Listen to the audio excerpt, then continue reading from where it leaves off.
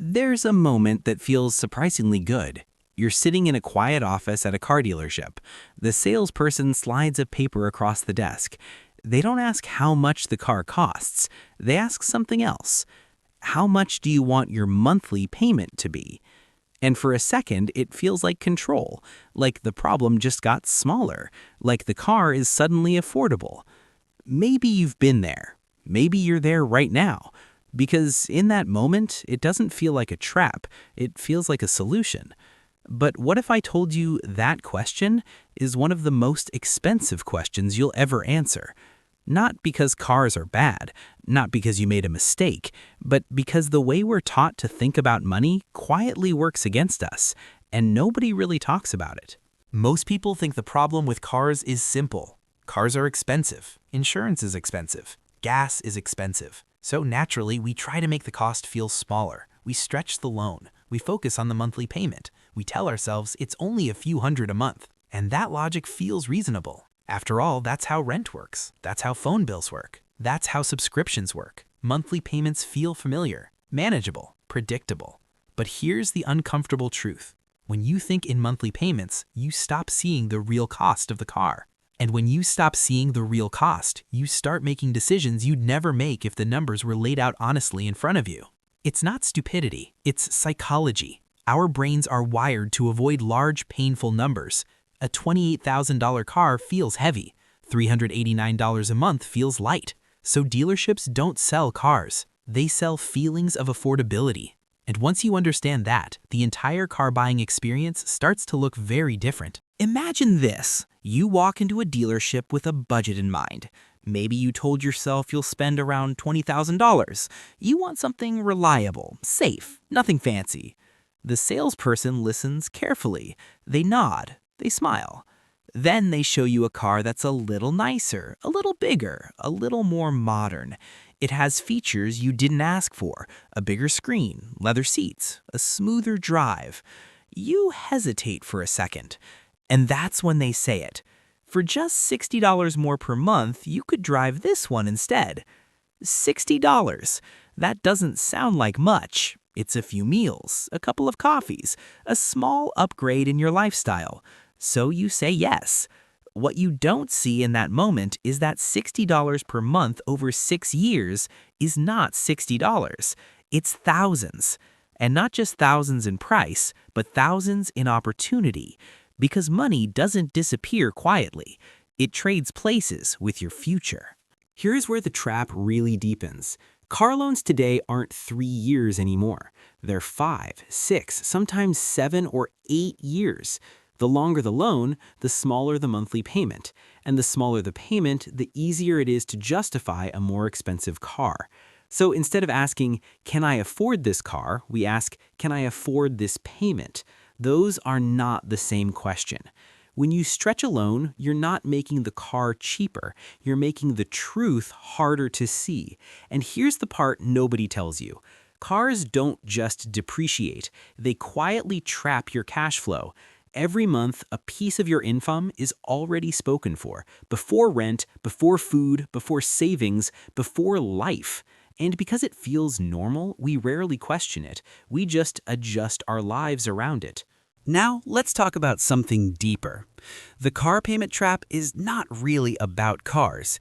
It's about how modern life trains us to think. Everything is sold in monthly terms now. Phones, streaming services, furniture, education, even groceries in some cases. We're slowly taught that ownership doesn't matter, only payments do. And when everything becomes a payment, your entire income becomes pre-committed. You don't feel poor, you feel busy paying.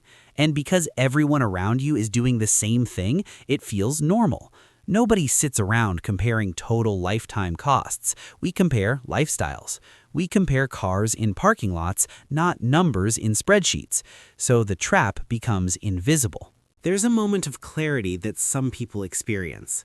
It usually happens accidentally. They add up all their monthly payments one day.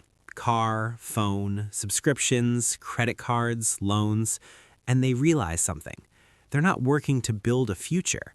They're working to maintain a past decision. That realization can feel heavy, sometimes even embarrassing. But it's not a personal failure. It's a structural design. The system doesn't punish you for bad choices. It rewards you for agreeing to long-term payments. Here's the turning point. What if you stopped asking, "Can I afford the monthly payment?" and started asking, "What is this really costing me?" Not just in money, but in freedom.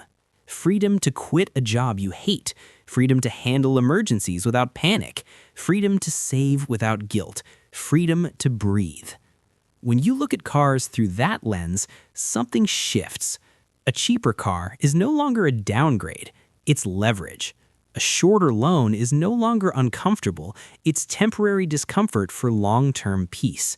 And suddenly, the nicer car doesn't feel automatically better, it feels heavier. This doesn't mean you should never buy a good car. Cars matter, safety matters, comfort matters. But the difference is awareness. Instead of letting the dealership define affordability, you define it yourself. Instead of stretching the loan to make the payment feel nice, you decide how much future you're willing to trade. Instead of upgrading because it's only a little more per month, you pause long enough to feel the real number. That pause is powerful because the car payment trap only works when decisions are made quickly, emotionally, and quietly. Here's what this looks like in real life. Maybe you choose a car that's slightly less impressive, but you sleep better. Maybe you keep your old car a little longer, but your savings grow faster. Maybe you feel a tiny sting of comparison when you park next to a newer model, but you feel a deeper sense of control when you check your bank account. None of this is dramatic. None of this is extreme. It's subtle, and that's the point. Financial peace rarely comes from big, flashy decisions. It comes from small, quiet choices that nobody applauds. If you're watching this and thinking about your own car payment, I want to be clear about something. This is not about guilt. You didn't fall into a trap because you're careless. You fell into it because the trap is beautifully designed. And understanding that is not a reason to feel ashamed. It's a reason to feel empowered. Because once you see the pattern, you can't unsee it. And once you can't unsee it, your decisions start to change. Not out of fear, but out of clarity. Maybe the real lesson here is not about cars at all. It's about how often we trade our future for a present that feels slightly more comfortable, and how rarely we're taught to notice it. You don't need to be perfect with money. You don't need to reject every nice thing. You don't need to live like a monk. You just need to see the invisible costs before they quietly shape your life. Because progress is not about dramatic sacrifices. It's about gentle awareness. And sometimes the most powerful financial move is not buying something better. It's choosing something lighter. If you've ever felt that quiet tension between what you want and what you can sustainably carry, you're not alone. Most people live there. The difference is not who earns more, it's who understands the weight of their choices before it becomes too heavy to move. And if you're starting to see that now, you're not late, you're early. Not perfect, just awake. And sometimes that's more than enough.